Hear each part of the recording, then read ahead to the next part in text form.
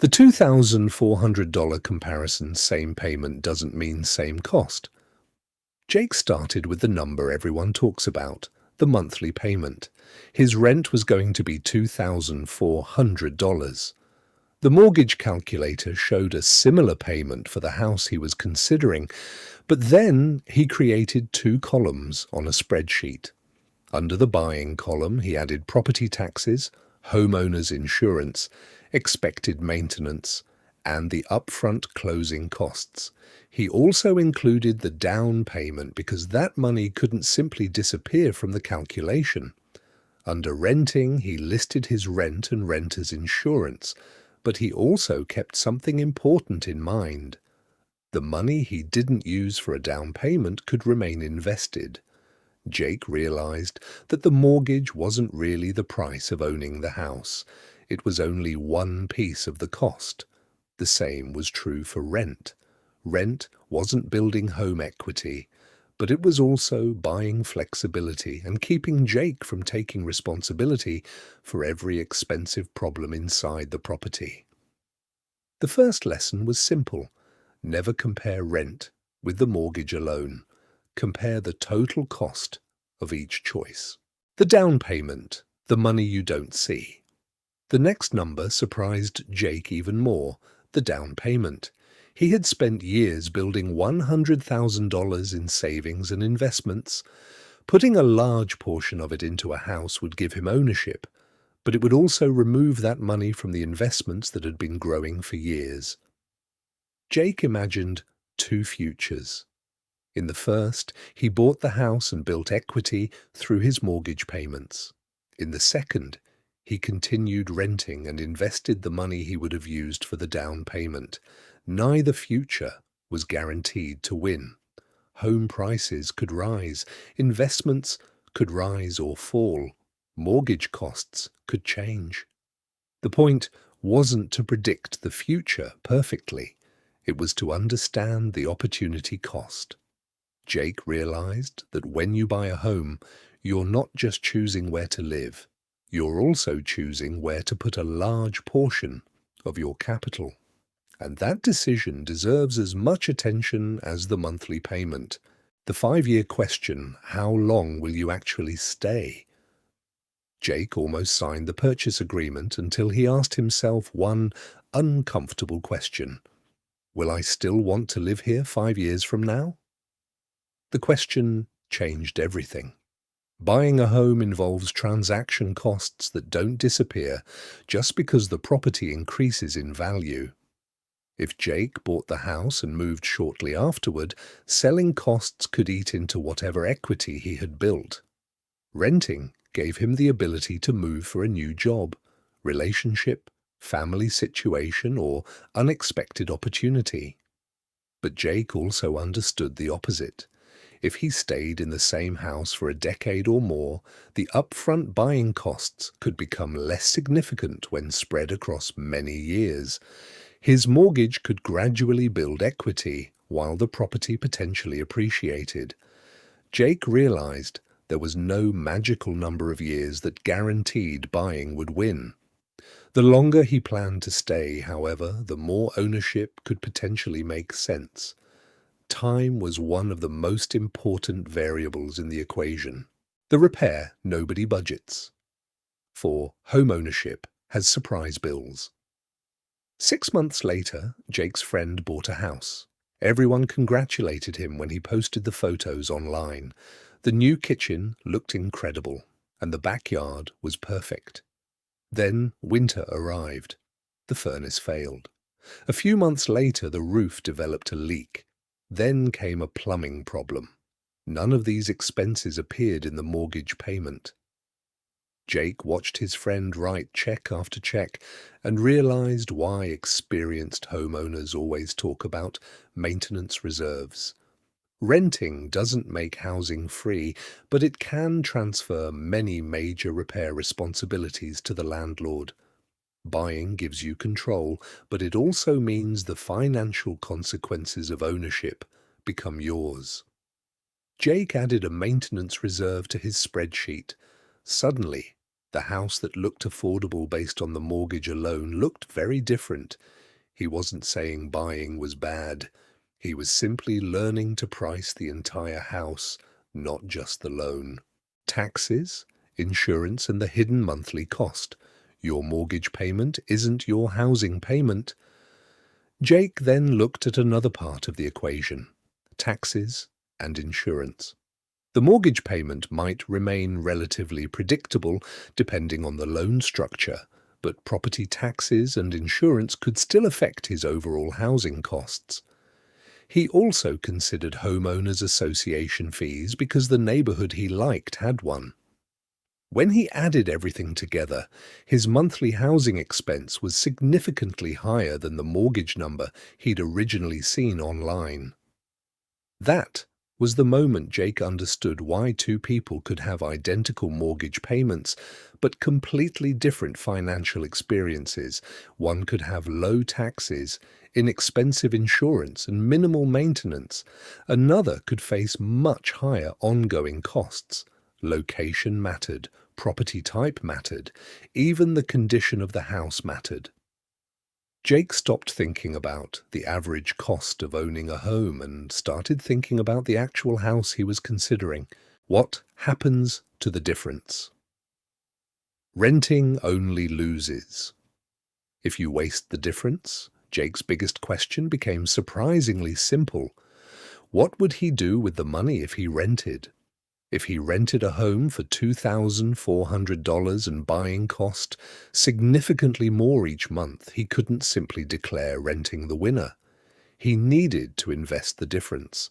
Otherwise, the potential financial advantage of renting could disappear into restaurants, shopping, vacations, and lifestyle upgrades. Jake created an automatic investment plan. Every month, the difference between his estimated ownership cost and his rent would go toward long-term investments. This made the comparison much more honest. He wasn't comparing a renter who invests nothing against a homeowner who builds equity. He was comparing two complete strategies. One built wealth through home equity. The other built wealth through financial assets while renting. Jake finally understood that renting isn't automatically financially smart, and buying isn't automatically financially smart. Your behavior after the decision matters enormously. Level 1. Renting flexibility has value. Jake had just moved to a new city for a new opportunity. He wasn't sure whether the job would become a long-term career or simply another chapter in his life, so signing a 30-year mortgage didn't feel right. His apartment wasn't impressive, but the rent was predictable, and that gave him breathing room. When the air conditioner stopped working during the summer, he didn't have to find hundreds of dollars for a repair. When a plumbing problem appeared, someone else handled it. Most importantly, when another company offered Jake a better opportunity in another state, he could move without worrying about selling a property. He realized that his rent wasn't simply paying for four walls. It was also paying for flexibility, fewer maintenance responsibilities, and the freedom to change direction. At this stage of his life, keeping his savings available was more valuable than rushing into home ownership.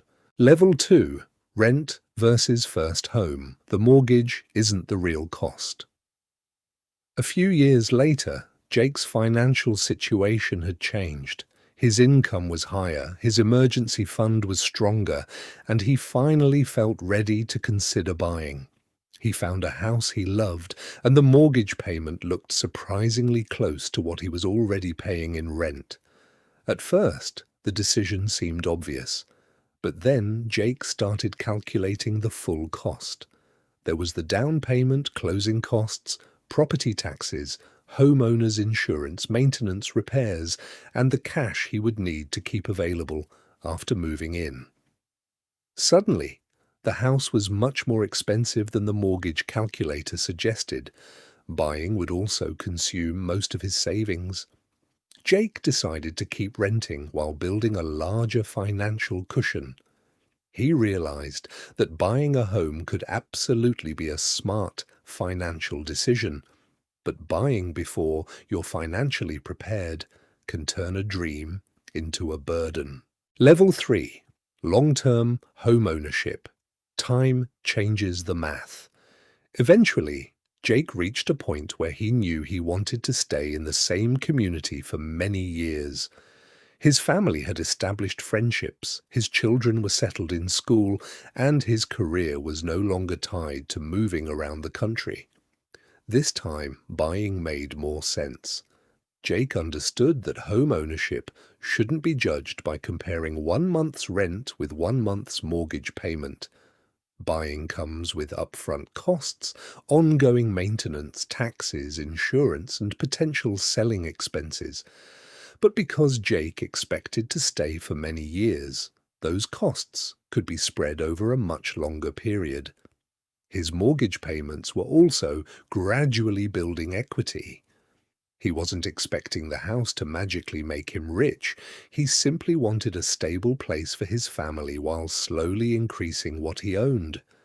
For Jake, the length of time he planned to stay became just as important as the monthly payment.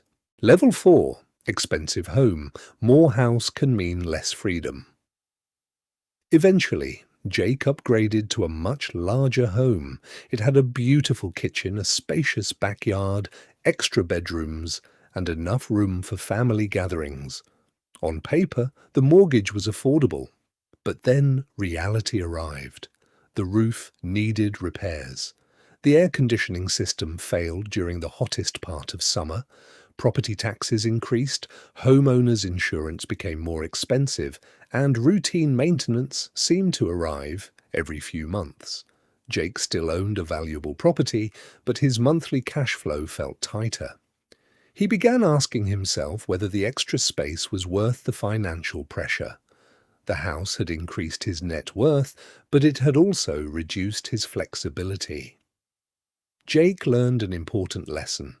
A house can be a valuable asset and still become a financial burden if it consumes too much of your cash flow. The most expensive home you can afford isn't necessarily the best home for your life. Level 5. Luxury rent versus luxury buy. Where should your money work? At the highest level, Jake faced a completely different housing decision. He could comfortably afford an expensive home, but he could also rent a luxury property with a pool, gym, security, professional maintenance, and almost no responsibility for repairs. Buying would give him ownership, privacy, and the potential to build equity. Renting would allow him to keep a large amount of capital available for investments, businesses, or other opportunities. For the first time, Jake wasn't asking, "Can I afford this house?" He was asking, "Is this the best use of my money?" He eventually chose the option that matched his lifestyle and financial goals rather than trying to impress anyone. Jake finally understood that wealthy people don't always buy homes. Sometimes they rent because flexibility, convenience, and keeping their capital invested are more valuable to them than ownership. Jake's journey taught him that there is no universal winner in the rent versus buy debate. Renting can provide flexibility, predictable responsibilities, and mobility. Buying can provide stability, control, and the opportunity to build equity over time. But the smartest decision depends on your income, savings, local housing costs, mortgage rate, taxes, insurance, maintenance expenses, expected time in the home, and what else you could do with your money. In 2026, don't buy simply because someone tells you that rent is wasted money. And don't rent forever simply because you're afraid of a mortgage. Run the numbers. Understand the trade-offs, then choose the housing decision that gives your future the most freedom.